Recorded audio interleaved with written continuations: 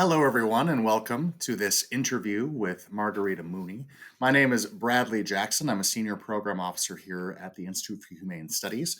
And we are very, very pleased today to be joined by Margarita A. Mooney, who is associate professor at Princeton Theological Seminary and the founder and executive director of Scala Foundation, a nonprofit dedicated to restoring meaning and purpose in education through the classical liberal arts.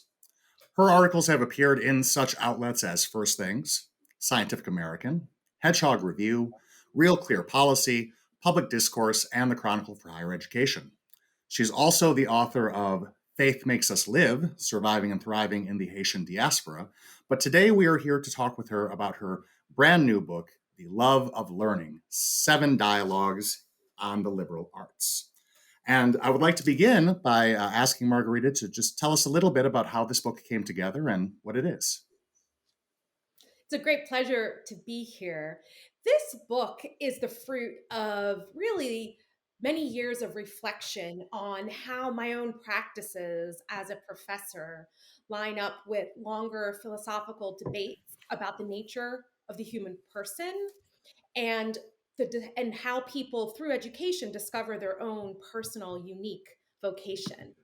When campus shut down in spring of 2020 for reasons we all know due to COVID, I decided it would be great to have a series of dialogues with scholars and practitioners of the liberal arts tradition from across universities in the United States and have them talk to us about their own stories, how they fell in love with learning, and how they themselves practice the liberal arts tradition and why.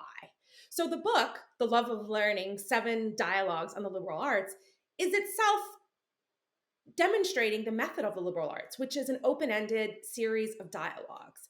The book also contains, at the end of each chapter, a series of discussion questions raised in each chapter and a list of references we discussed, as well as additional readings. In addition to the normal conclusions of the book, I also added a pretty extensive series of guides to key texts in educational philosophy, from John Henry Newman to Paulo Freire to John Dewey, Luigi Giussani. And I have heard from my colleagues, tenured colleagues at other institutions, including Dartmouth and Pepperdine, that they discovered books on this list that they themselves have already ordered to read and add to their class.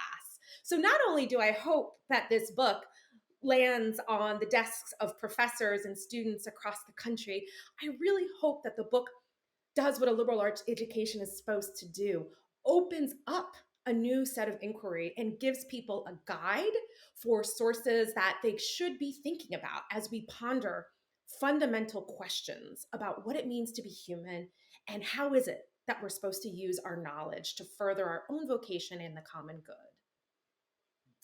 Thank you. The interviews in the book are all of them very fascinating, and I'd like to ask about some of the themes that emerge from all of them together and talk with you about some of these overriding themes, because I think that this book does, despite being conversations with 7 different people, have a lot of coherence across the conversations. And I'd like to begin by picking up a theme that you just mentioned, which is liberal arts as dialogue. And in your very first interview with your fellow Princeton professor, Robert George, you have a really interesting conversation about dialogue and the extent to which we should or should not expect agreements within dialogue. And I'd like to just quote a little bit of that exchange between the two of you.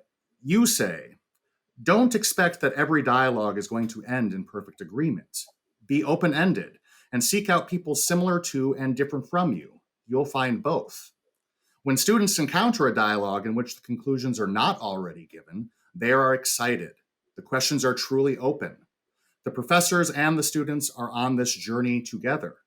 A good educator has a moral responsibility to travel with students to put their own understandings back together. Could you say a few words about this theme and what it means within the context of a liberal education? Absolutely. I think what I was trying to get across in that interview, what came across so clearly in Professor George's own words, is that as teachers and educators, we're aware that our knowledge is always limited somehow.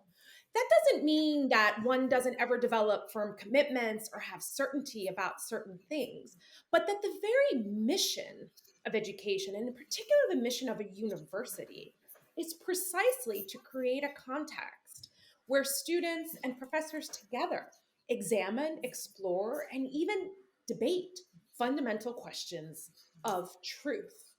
Now, the caveat is that I think that Professor George and I both think that an open dialogue about the truth should result in students coming to a greater certainty, not collapsing into a sort of relativism or discourse for the sake of who sounds like a smarter debater. I think Professor George addresses this in the chapter when he talks about his comments on the sophist. And students comment to me all the time that sometimes dialogue feels like people are speechifying or trying to sound smarter than somebody else. And I think what Professor George and I are saying is that we truly want to encounter perspectives that are different from ours. And whether or not we end up agreeing with a perspective different than ours, how well can you know what it is you really believe to be true if it's never been challenged? Indeed. And this is a theme that gets brought up again in the third interview in the book with Elizabeth Corey from Baylor University, where you talk about the importance of book clubs, in particular as a kind of methodology almost within liberal education. And this is something that's very close to our hearts at IHS since we support so many book clubs around the country at different universities. Could you say something about the book club in particular and why that format is so good for creating the conditions for students to engage in liberal education? Absolutely. I started running book clubs in addition to my classes for credit that I've taught at University of North Carolina in Chapel Hill, Princeton University, Yale University, Princeton Theological Seminary, because I sensed that there was a way in which the informal setting of a book club around coffee or a meal created an environment where students were more willing to take intellectual risks. In our current environment, taking an intellectual risk to question something you've been taught to believe, to question what's considered popular opinion or the right political opinion, feels like a personal risk to so many students. And book clubs, where people are sitting in small groups, 8, 10, maybe 15, and really they can really create the conditions where trust and friendship emerge.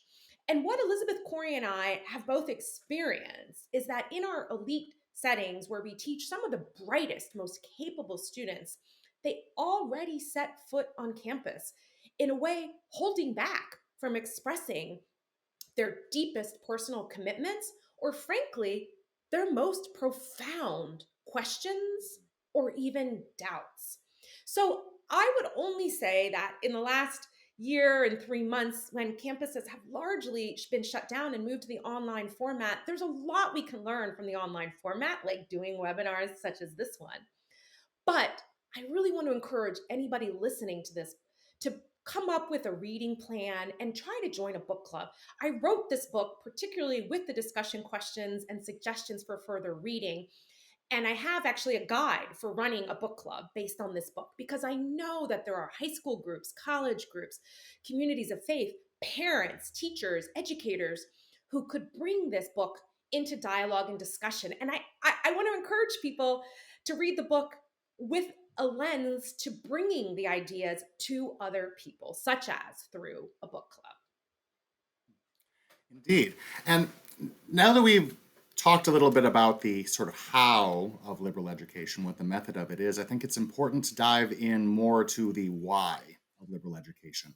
As in, what is it that a liberal education is going to achieve for students that a more technical, merely career-oriented education might not achieve for them? And I think that this is, again, is one of these themes that cuts throughout the whole book. And again, to quote yourself a little bit to you, in your introduction, you talk about how each person is unique, irreplaceable, and has an inherent dignity and personal vocation. And furthermore, you write, anyone who cares about living a meaningful life we'll come to see that these foundational questions about education are really about what it means to live a life that unites knowledge and passion to help one grow in wisdom and purpose. And I think this is deeply related to something that William Damon of Stanford University says in the second interview in the book, where he says, the need for a sense of purpose is something everyone shares, but in the particulars, everyone's purpose is unique. The only way children can develop their spark completely is by finding their own talents and interests and discovering what it is they love to do, what they're capable of doing, and something they believe in, something they see as adding to the world. Could you talk a bit about these themes and how liberal education is ultimately about helping individuals to find their personal vocation and to learn how to add value to those around them? Absolutely. In particular, in the first two chapters of the book with Professor Robert George, as you mentioned, of Princeton University, and William Damon, a psychologist in the School of Education at Stanford University, we talk a bit about a philosopher who is named Jacques Maritain. And I bring him up because in his short book, Education at the Crossroads, he makes these very important points that any understanding of education must be grounded in an understanding of the human person.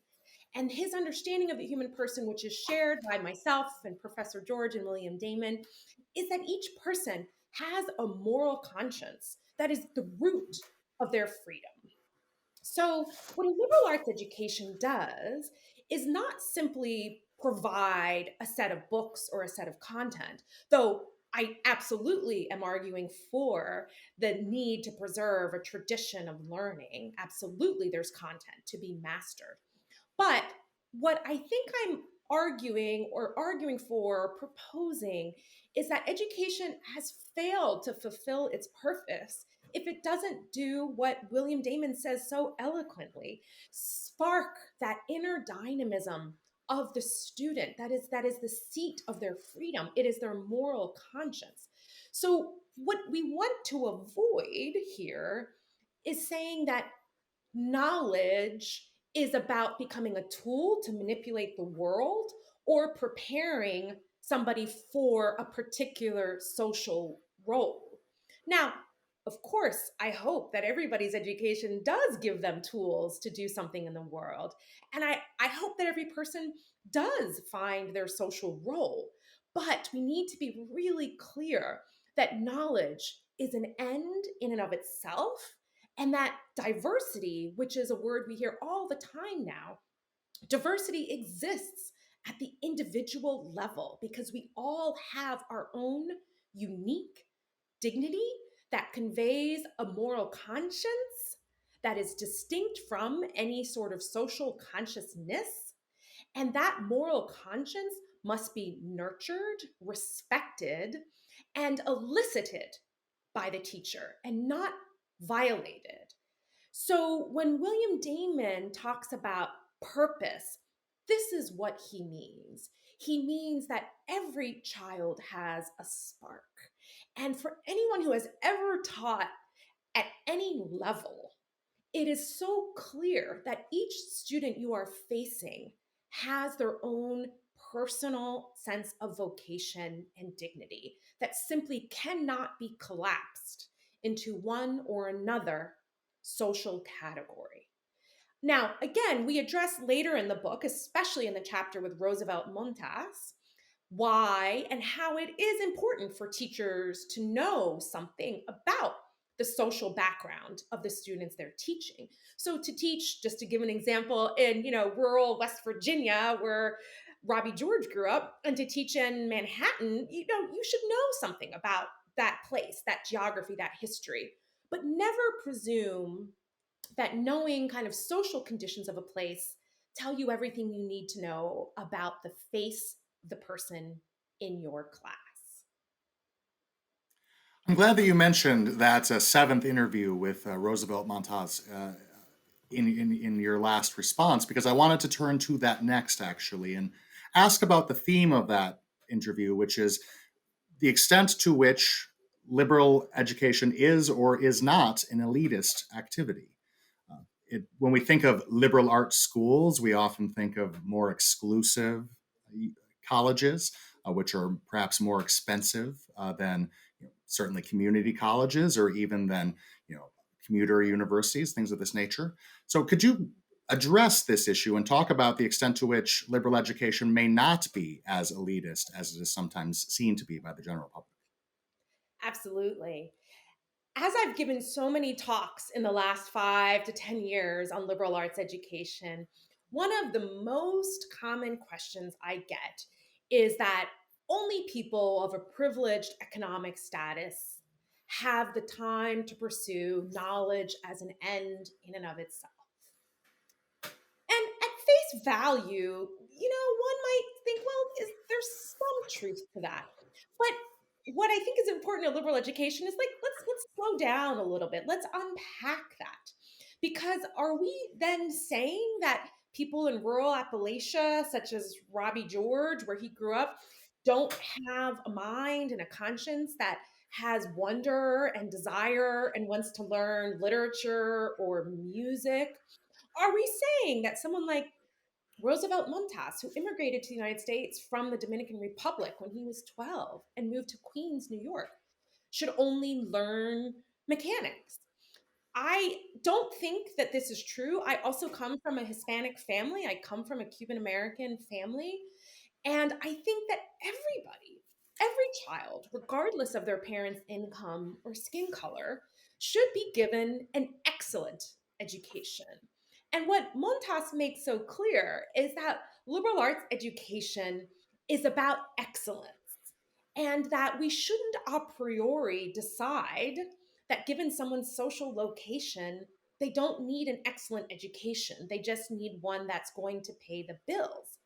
When I've spoken to someone, for example, who runs a vocational school, he said to me, my students are really trying to get an education so they can pay the bills, but they're still human beings and they need to be exposed to the ideas that form their moral character, which is what Damon is talking about.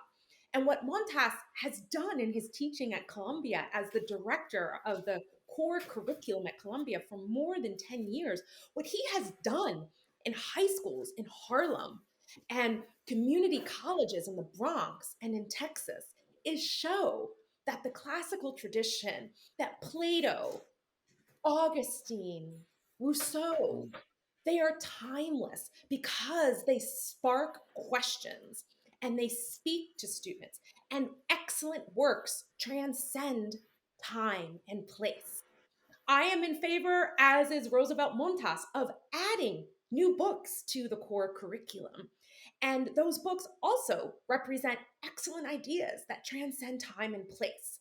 So the idea that liberal arts education is elitist is ultimately misguided because in a free society where everybody is responsible to make moral choices, we are doing a great disservice if we do not educate students in the full sense of a liberal arts tradition with knowledge as its own sake, the unity of truth that can be discerned from a variety of perspectives, and an openness to have dialogue, disagreement, and learn from perspectives different from ours. Those are fundamental requirements for participation in a free society that should not be kept from any student.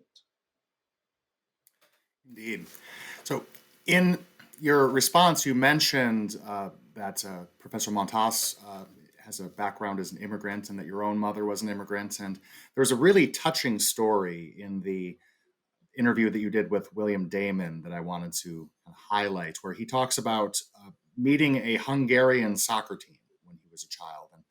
And there's a group of children who had immigrated to the United States to escape communism in Hungary, and how even though they were quite impoverished from Professor Damon's youthful perspective, they were still incredibly happy to be in the United States and to have the opportunity to be going through an educational system predicated upon freedom and individuality rather than one predicated upon some sort of propagandistic ideological end. And I'm wondering if you can reflect a bit on that theme both in your book and also in your own life, and what education has to do with political freedom in particular.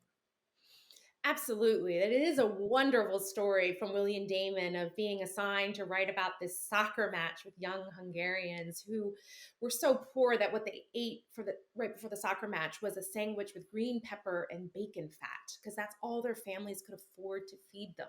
But you know what he says? They were happy. They were happy to be in America, even if they were poor. Why? Because they're free. Now, I grew up with my mother having survived the revolution in Cuba. And by revolution, I mean revolution. People in her family were jailed. She was jailed. People in my family died in Cuban prisons. And their freedom was taken from them. Catholic schools were closed. The banks were nationalized. It was a revolution. And she came to this country with nothing.